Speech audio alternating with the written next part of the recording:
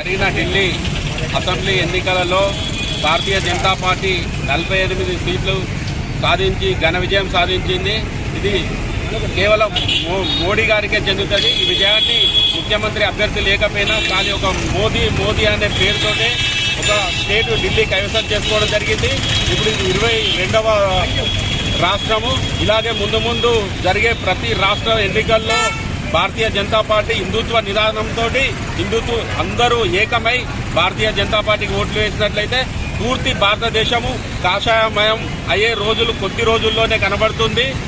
ఇప్పుడు జరిగే ఏ ఎన్నికైనా సరే, ఇప్పుడు మన రాష్ట్రంలో జరిగే ఎమ్మెల్సీ ఎన్నికలు జరుగుతున్నాయి. అందులో కూడా విద్యావంతులు, పట్టభద్రులు, అందరూ ఉపాధ్యాయులు ప్రతి ఒక్కరు ప్రశ్నించే గొంతుగా భారతీయ జనతా పార్టీకి ఓటు వేసి ఇక్కడ దేశ రాజధానిలో జరిగిన ఎన్నికల్లో కాంగ్రెస్ పార్టీకి రేవంత్ రెడ్డి ఎప్పుడూ కోరుకునే గాడిద గుడ్డు నుంచి